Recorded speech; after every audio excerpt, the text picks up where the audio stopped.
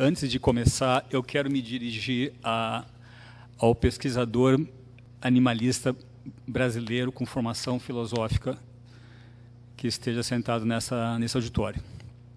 Eu vou fazer isso não apenas porque eu tenho um pouco mais de 15 anos de pesquisa nessa área, mas também porque a vida tem me oportunizado algumas viagens pelo mundo.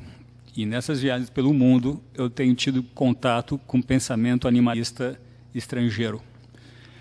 E isso me oportuniza fazer algumas comparações e chegar a algumas conclusões em termos da lógica do pesquisador brasileiro e outras mentalidades de pesquisa. Me perguntaram já o que eu achava do nível da ética animal no Brasil. Eu respondi que não é alto.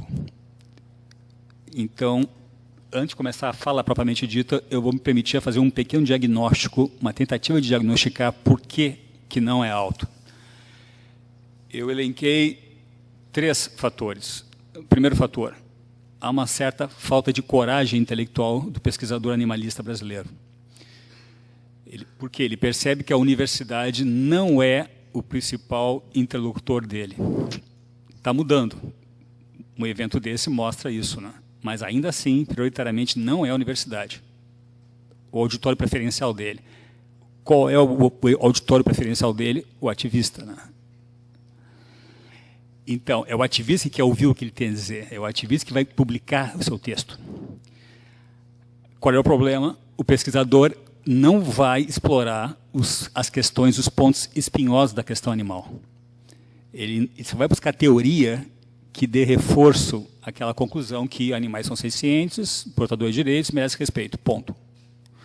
Quer dizer, ele não faz mais pesquisa, ele não vai mais produzir teoria filosófica, é o que se espera de um acadêmico animalista com formação filosófica. Exemplo, o problema da tomada de decisão no caso de conflitos de interesses interespécies. Ou como se compara a vida, se toda a vida tem o mesmo valor ou o valor da vida entre os animais é diferente. É um problema clássico, importantíssimo. 90% dos pesquisadores da ética animal vão dizer que a vida de um ser humano não tem o mesmo grau, o mesmo valor que a vida de um peixe, por exemplo. Só que o pesquisador pode antecipar que isso não é uma resposta que o ativismo vai querer ouvir, e o que ele faz? Ele contorna isso. Ele acolhe automaticamente a tese que toda vida tem o mesmo valor. Essa tese é achatada. Vai aceitar a tese de igualitarista, portanto, automaticamente. Por sinal, altamente contra-intuitiva, né? Bom, ele vai descartar, por causa disso, qualquer tipo de tentativa de montar um sistema hierarquizado de vida que não autoriza a exploração animal. Ele vai fugir dessa questão dizendo assim, não sei, não se pode comparar vidas, eu não sou um peixe para saber o que eu perco com a minha morte. Então, esse foi um exemplo para mostrar o que uma falta de coragem intelectual pode fazer, né? Evitar lidar com sistemas hierarquizados, não especistas. De novo, eu estou falando aqui para o pesquisador, né? Não é minha fala propriamente dita. Segundo fator, que me parece distintivo também no Brasil em relação a outras realidades acadêmicas. Se falta coragem intelectual de um lado, parece que sobra irresponsabilidade intelectual de outro. O pesquisador acadêmico, filósofo, ele pode ser muito leviano e afoito quando lida com ciência. Por exemplo, que eu não tenho formação filosófica, eu posso chegar num congresso desse de experimentação animal e declarar com o microfone aberto que qualquer pesquisa com animais pode ser substituída. Eu fiz isso, por sinal, já algumas vezes, né? Alguém na plateia levanta a mão, sem isso é certo, vai dizer, olha, eu pesquiso com modelo animal há 30 anos, tenho 300 artigos publicados na revista tal, o que você acabou de dizer é uma besteira por causa disso. Ou no congresso vegetariano, por exemplo, começar a falar em perfil de aminoácido. Né? Alguém da plateia vai levantar a mão e vai dizer, eu sou nutricionista, eu sou médico nutrólogo e você acabou de dizer uma bobagem. Qual é o problema? O problema não é eu me desqualificar enquanto palestrante. O problema é que o que eu falei de ética também vai pelo mesmo ralo. Então, muita prudência intelectual e cuidado para não ser afoito nessa com o microfone aberto, que é uma tentação. Né? Terceiro fator desse diagnóstico. O pesquisador brasileiro, de novo, tem como plateia o público ativista. E o público ativista brasileiro tende a escolher gurus, tende a escolher messias. Então, a gente que divulga ideias corre o sério risco de ficar embriagado com as próprias palavras. Eu aceito esse papel de guru, perco o meu olhar crítico e eu deixo fazer pesquisa. Então é outra coisa, tu não é pesquisador mais. Isso acontece no Brasil especialmente, é muito interessante, eu não sei qual é a explicação antropológica disso, mas acontece no Brasil isso aí com uma facilidade incrível. Agora, a minha fala propriamente dita. Abolicionismo não é uma posição filosófica, né? É a consequência de uma posição filosófica. Eu posso partir da noção de direitos e não chegar ao resultado abolicionista. Ou eu posso defender o abolicionismo sem apelar para a noção de direitos. Geralmente, o abolicionismo está fundado em direitos. Né? Eu vou retomar aqui uma fala de uns 3 anos atrás, porque eu vi que alguns pontos dessa fala começaram a circular recentemente no debate nacional. Essa fala, eu acho que ainda não foi totalmente explorada, lida com 3 aspectos críticos, ou 3 problematizações da noção de direitos dos animais. Vocês estão enxergando na tela? Ok.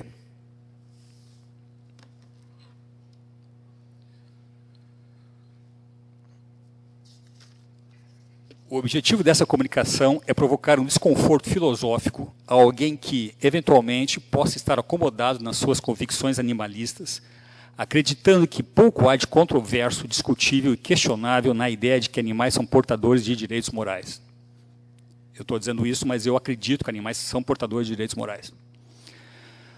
O movimento de direitos dos animais, desde o momento que começou a ser articulado, se vê obrigado a se defender de ataques provenientes de várias direções. Há 3 dessas famílias de objeções que, sob meu ponto de vista, são especialmente desafiadoras e, portanto, merecem a atenção de quem pesquisa a ética animal.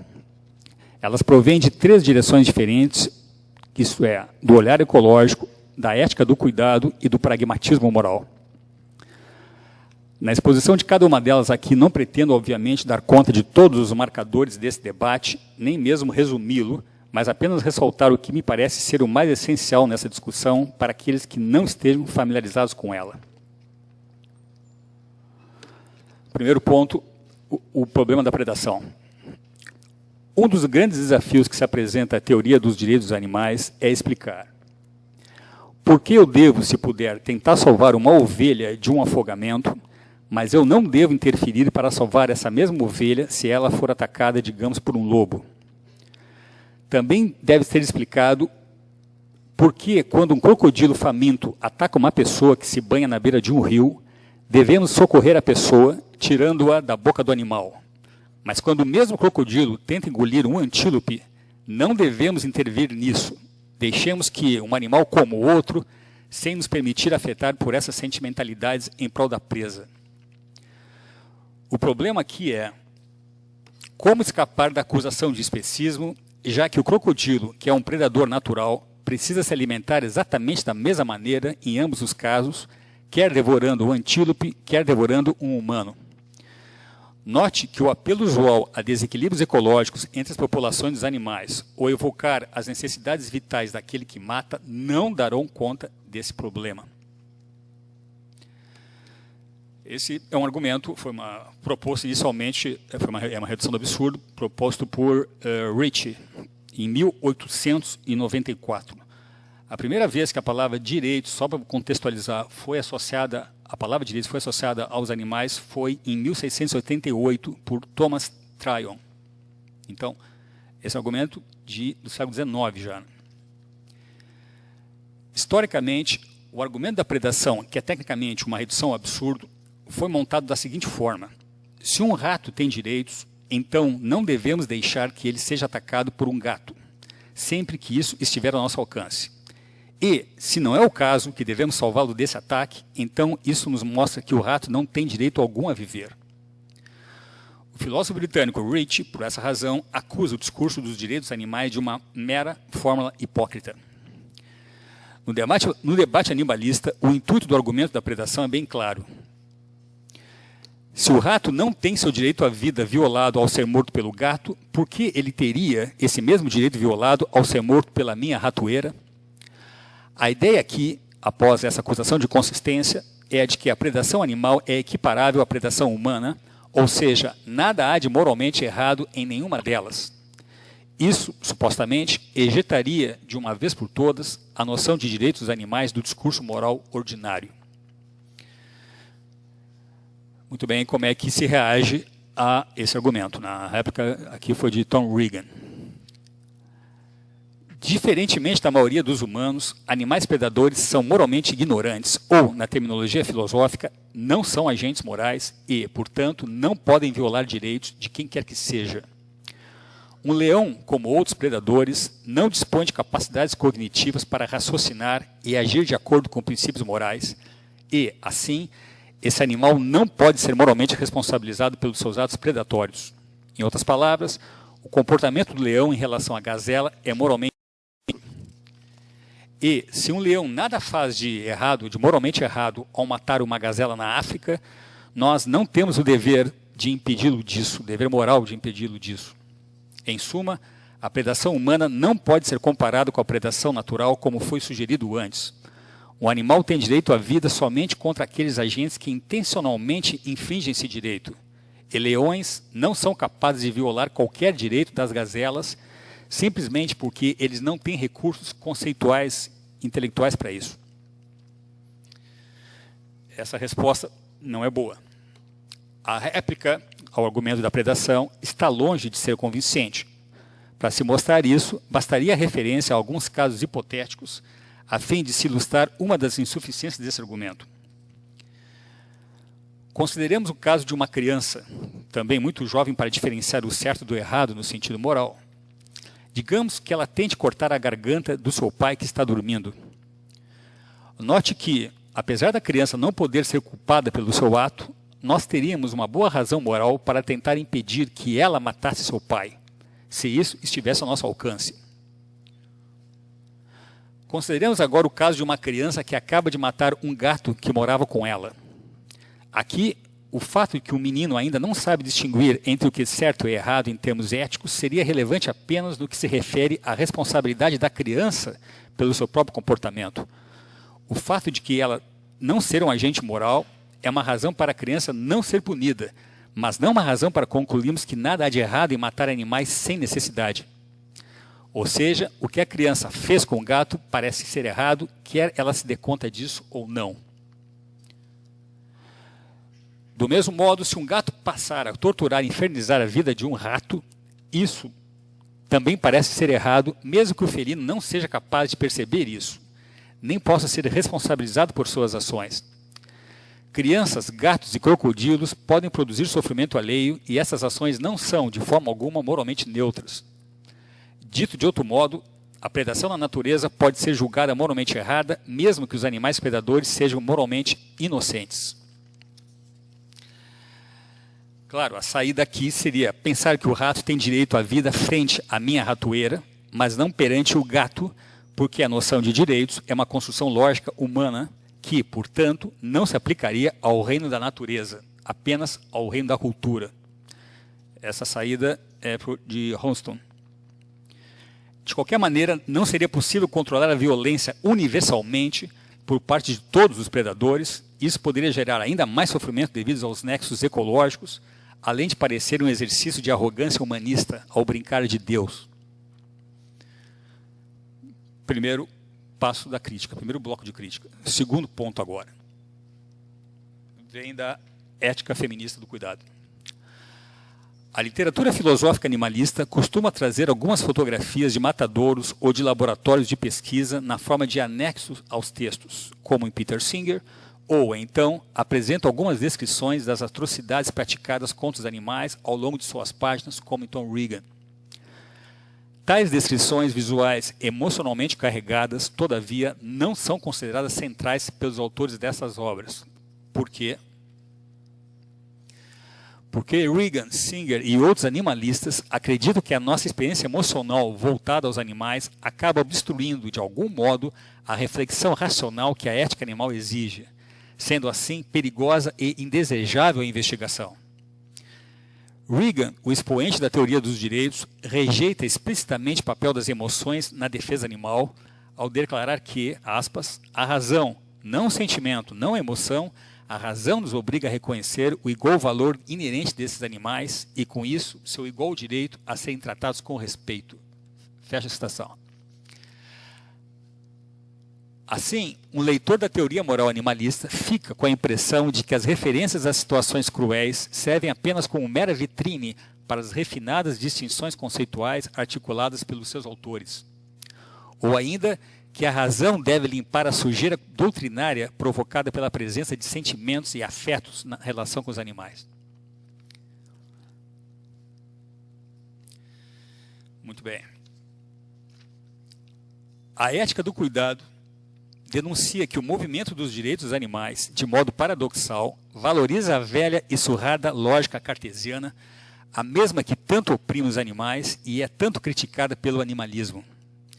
Essa confiança cega na racionalidade, chamada aqui de hiperracionalidade, pretensamente neutra e objetiva, é interpretada justamente como a própria origem da exploração animal. É ela mesma que acaba reeditando o próprio cartesianismo que está por trás da opressão dos animais. Vou ler uma citação. Infelizmente, os teóricos contemporâneos dos direitos dos animais, na sua confiança em uma teoria que decorre das premissas mecanicistas da epistemologia iluminista e na sua repressão ou negação do conhecimento emocional, continuam a empregar meios cartesianos ou objetivistas, mesmo quando condenam as práticas científicas possibilitadas por eles. Uma outra citação. Reagan e Singer revelam, são citações de pensadores dessa corrente, né? Reagan e Singer revelam a predisposição inerente da teoria dos direitos dos animais contemporânea em favor do racionalismo, o qual, paradoxalmente, na forma de um objetivismo cartesiano, estabelece a principal justificativa teórica para o abuso dos animais. Vejamos mais de perto como o cartesianismo acaba sendo reforçado pela concepção animalista dos direitos, segundo essa corrente, né? Com efeito, como diz uma teórica dessa concepção, o discurso que assume que é da natureza da racionalidade e da emocionalidade serem nitidamente distintas, reflete e reafirma a visão de que é da natureza do humano e do animal serem nitidamente distintos. Nessa separação entre razão e emoção por parte da ética animal, a emoção tende a ser associada à corporeidade, humana e não humana, num extrato inferior, enquanto que a razão é vinculada à mente, num extrato superior. O problema aqui é o que de separar a racionalidade das dimensões mais primitivas do ser é precisamente a via pela qual os animais são vistos como criaturas inferiores aos humanos. A mesma razão humana que articula e proclama uma ética animal é aquela que acaba reafirmando a inferioridade dos animais, que são desprovidos dessa mesma razão, e controlando unilateralmente nossa relação com eles. Isso simplesmente reforça a lógica especista, já que é a razão que estabelece os parâmetros do discurso. A razão é a única a falar e a ser ouvida. É ela que diz quem está certo ou errado. Ao animal resta apenas o silêncio. Disso resulta, de um modo sutil e imperceptível, nada menos do que a prova irrefutável da nossa superioridade.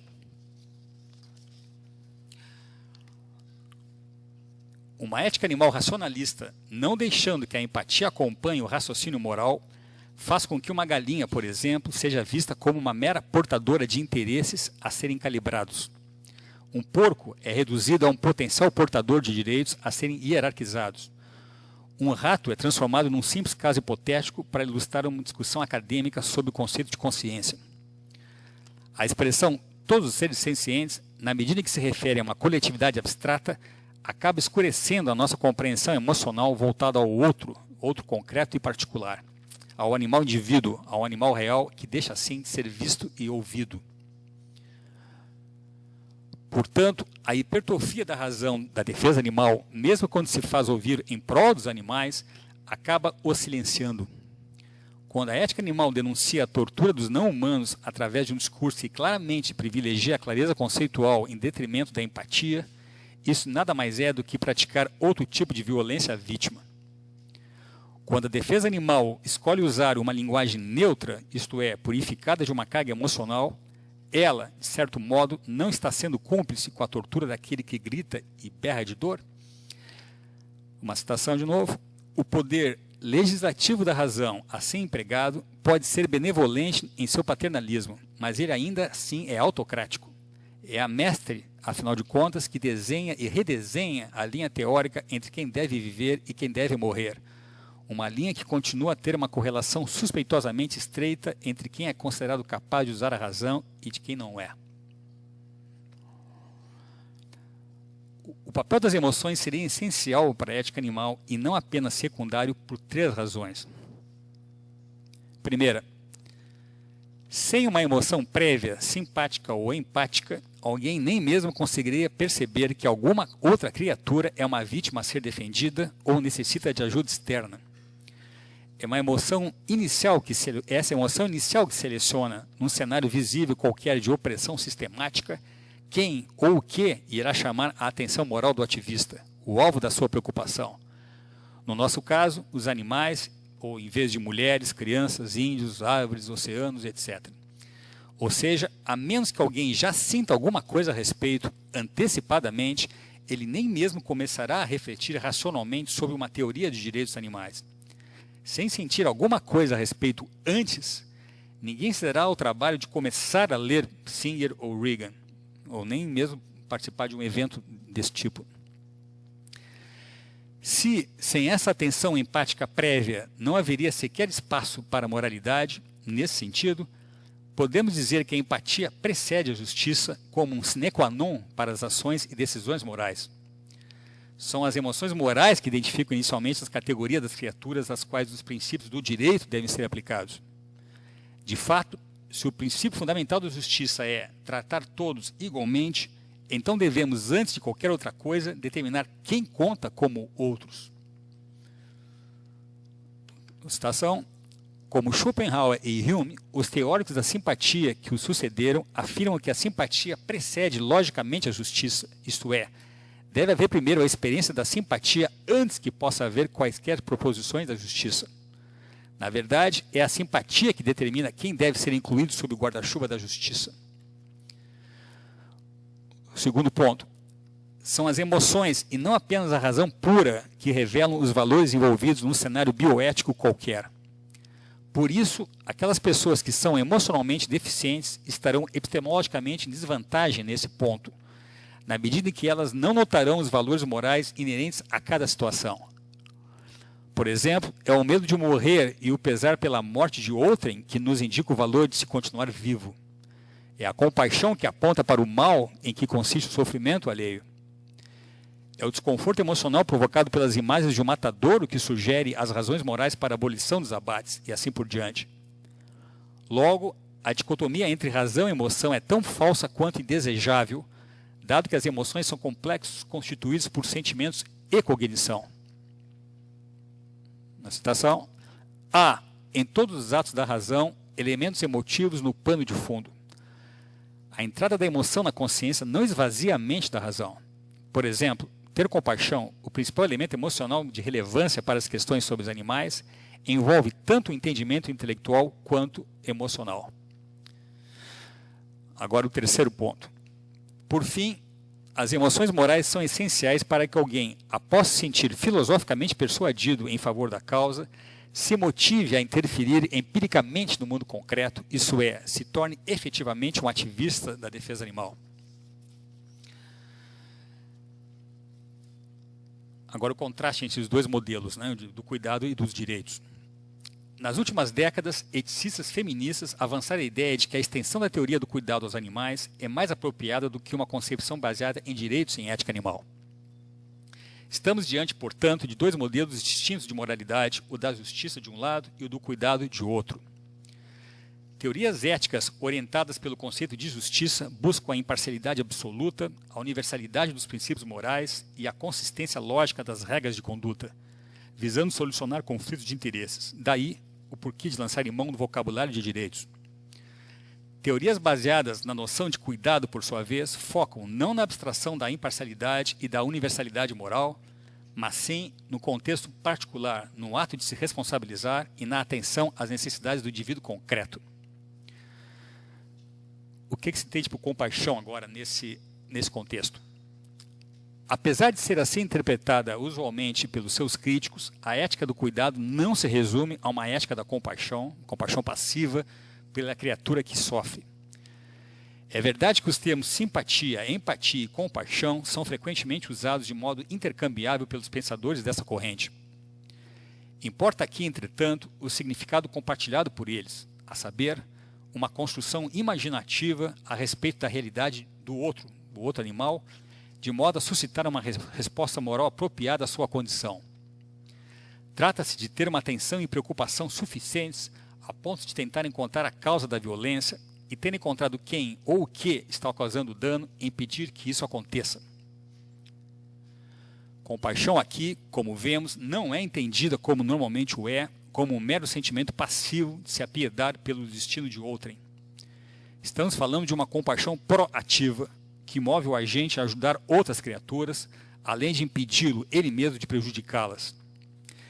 É essa atenção compassiva proativa que faria o motorista desviar o seu carro na estrada a fim de evitar atropelar um gato, sem ter que pensar em uma explicação racional para isso, nem ter que justificar seu ato através do direito do felino em viver.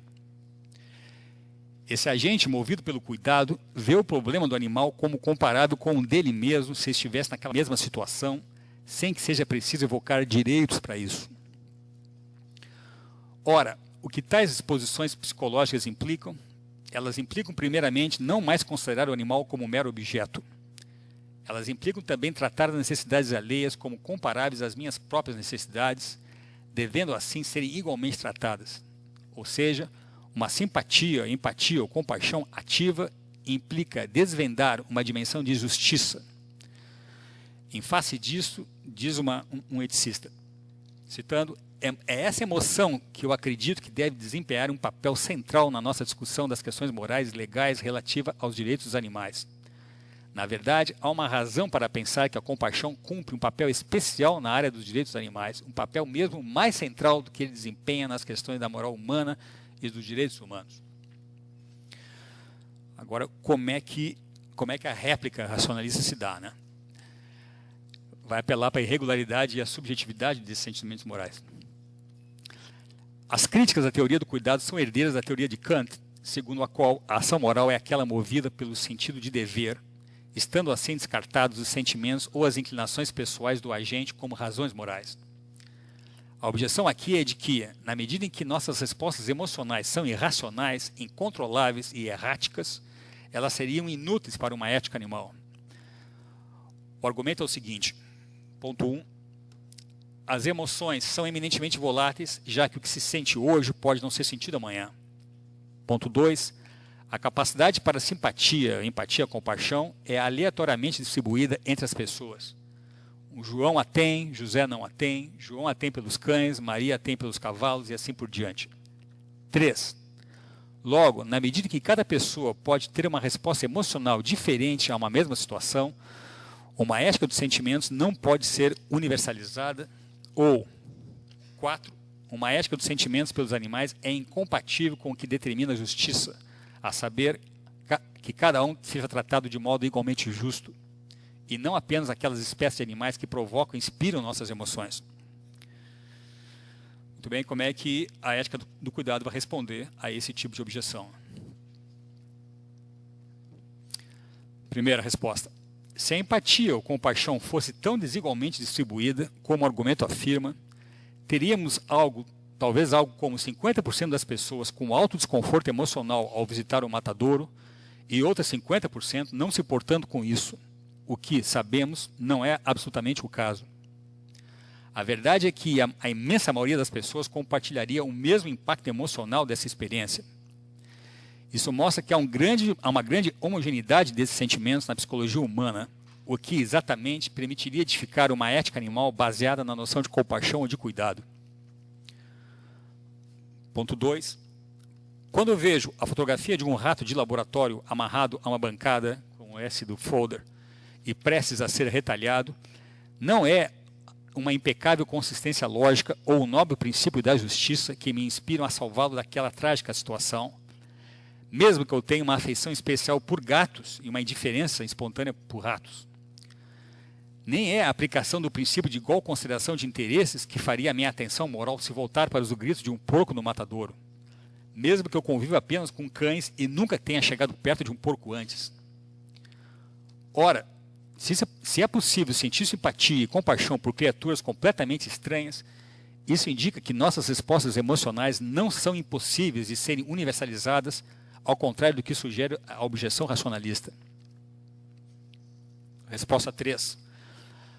A ética do cuidado é criticada por não poder justificar nossas obrigações àquelas criaturas às quais somos moralmente indiferentes. No entanto, parece muito mais fácil que haja um compartilhamento de certos sentimentos morais do que uma concordância quanto à fundamentação ou à aplicação de princípios estritamente racionais. É mais fácil haver um debate interminável entre partidários de teorias fundadas apenas na razão do que diferenças de reação emocional entre aqueles que veem um filme sobre a linha de abate do matadouro ou um filme como Terráqueos, por exemplo. Citando, o verdadeiro poder do próprio livro de Singer, o Libertação Animal, o tremendo poder que ele tem tido em convencer as pessoas, reside provavelmente muito mais nas suas passagens comoventes em termos emocionais do que nas ponderações enfadonhas entre interesses animais versus interesses humanos. Ponto 4. A disposição para se preocupar com animais não é uma mera inclinação casual de algumas poucas pessoas sentimentaloides, mas, em vez disso, o estado normal dos humanos de um modo geral. Mas, então, o que impede que todos manifestem uma empatia com os animais? Ora, não é a própria natureza subjetiva e errática desse sentimento, mas sim as estratégias sistemáticas de obscurecimento da realidade opressiva a qual os animais estão submetidos, por parte daqueles que, obviamente, tiram lucro disso. Em outras palavras, a indiferença moral em relação aos animais é socialmente construída e não um fato psicológico como se supõe. Para que essas formas institucionalizadas de exploração animal possam existir, há que se provocar a anestesia moral de grande parte da sociedade a esse respeito. Há que se encontrar meios para o bloqueio, de forma organizada, do exercício da nossa capacidade moral. Portanto, a exploração animal prospera não porque as pessoas não se importam, mas sim apesar do fato de que elas se importam. Como esse bloqueio da expressão da simpatia ou da compaixão é viabilizado? Ora, estou citando, a exploração animal continua com grande dificuldade. Uma quantia enorme de energia social é empregada para impedir, solapar e anular nossas simpatias com os animais, de modo que a vivisecção, a pecuária e a caça possam continuar. A manobra consiste em evitar que o público tenha consciência do que está realmente acontecendo por detrás dos muros, de modo que não haja condições favoráveis para que a simpatia e a compaixão nem mesmo possam brotar entre a população. Se isso é assim, a defesa animal caberia empregar esforços não para a construção de argumentos perfeitamente lógicos sobre os direitos, mas sim para resistir às manipulações por parte das instituições destinadas a obstruir a expressão das nossas preocupações, das nossas perturbações afetivas frente à miséria animal. Por esse motivo, a ética do cuidado leva em conta o contexto político e ideológico da opressão, a fim de levantar esse véu de insensibilização, despertar nossa atenção moral e redimensionar nossa imaginação moral. Vou finalizar agora com o terceiro bloco de críticas que vem do pragmatismo moral. E com isso eu encerro. O terceiro tipo de desafio que considero digno de nota, dirigido à noção de direitos dos animais, provém das considerações do juiz norte-americano Richard Posner, reunidas sob a denominação ceticismo moral pragmático. É fato que, ao longo do debate, outros pensadores, além dele, já avançaram as mesmas críticas, mas Posner elabora um inventário que é conveniente para os nossos propósitos aqui. Num artigo voltado à questão animal em particular, Posner afirma que o discurso dos direitos dos animais é simplesmente inapropriado. Na sua análise, ele parte da retórica animalista de comparação do movimento abolicionista da escravatura negra com o abolicionismo animal atual. Em ambos, é óbvio, o fim é o mesmo, isto é, a atribuição de direitos aos oprimidos, eliminando qualquer segregação. Entretanto, haveria uma diferença crucial no que tange às incertezas de ambos os processos abolicionistas. Na ocasião em que os escravos foram emancipados e reconhecidos como cidadãos, não estavam claros quais eram, com exatidão, seus direitos, nem foi possível prever de antemão as obrigações futuras para com eles. Mas a sociedade podia antecipar o resultado geral da libertação dos escravos, qual seja, atribuir aos negros os mesmos direitos dos brancos. Mas, no caso animal, podemos indagar sobre o que significa exatamente defender a libertação dos animais. Estamos falando de dar aos animais os mesmos direitos à liberdade e à vida que os humanos hoje detêm no interior da nossa sociedade civil? Essa questão substantiva pode ser problematizada de modo mais claro na seguinte: a quais espécies exatamente devem ser atribuídos quais direitos exatamente? O movimento de libertação animal poderia responder que, no mínimo, estamos falando dos direitos fundamentais, os mais básicos, como o direito à vida e o direito a não ser tratado apenas como meio para interesses alheios. Vejamos, então, o que implicaria isso na prática. Quanto ao direito à vida, 60% de todas as criaturas sencientes que são mortas de modo premeditado pelo homem são animais marinhos. São 3.000 por segundo. Portanto, em termos quantitativos, a tese do direito do animal à vida significaria prioritariamente abolir a pesca como atividade global.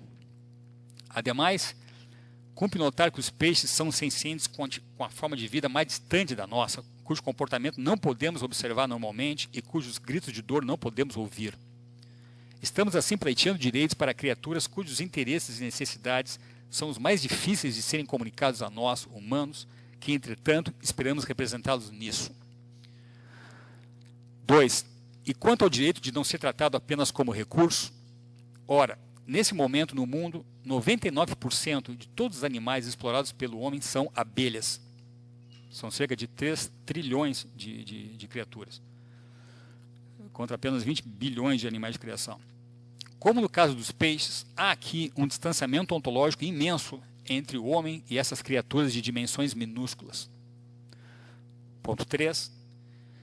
Estamos tratando aqui dos direitos dos animais. Mas note, quando você e eu falamos de animais, não estamos falando de animais propriamente ditos.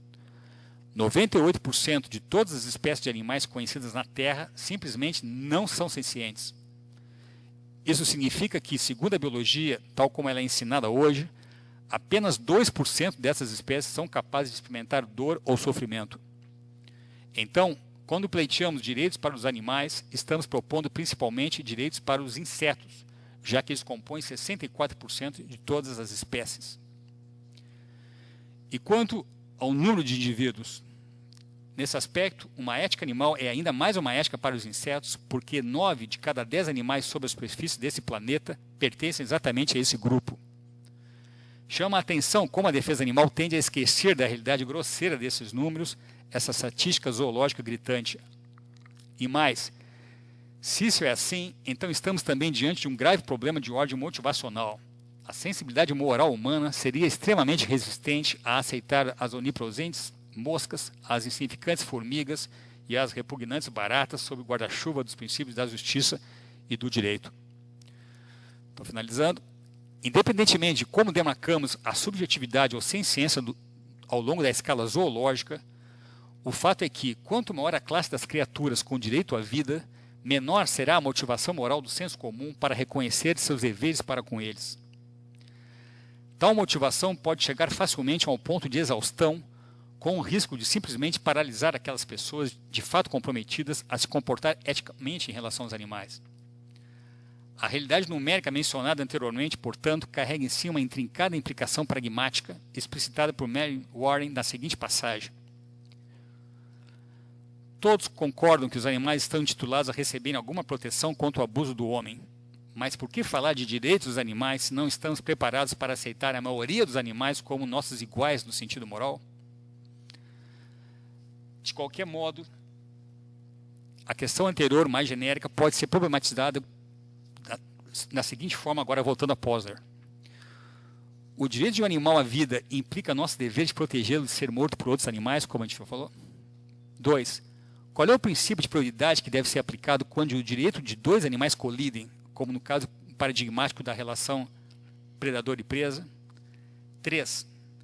É a capacidade de sofrer ou uma outra qualquer, cognitiva, emocional, social, que define qual tipo de animal deve ter direitos? 4. Que prioridade deve ser dada quando o direito de um animal colide com o direito humano?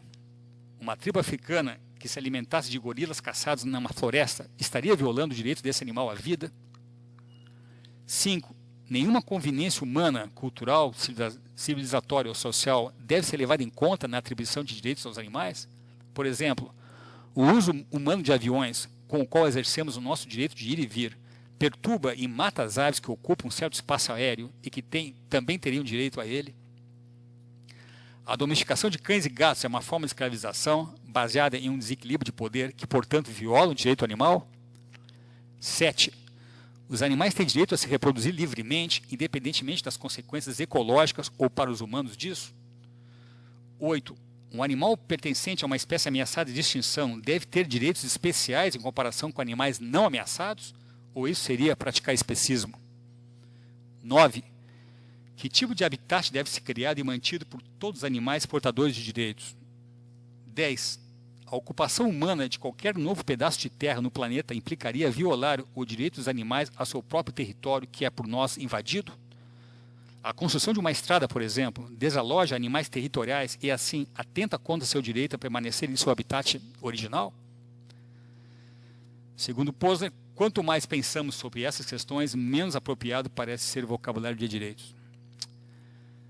O que eu estou fazendo aqui, vocês notaram, é problematizar e dar um choque de realidade a essa aspiração que todos nós acolhemos, que é os animais sim são portadores de direitos morais. Obrigado pela atenção.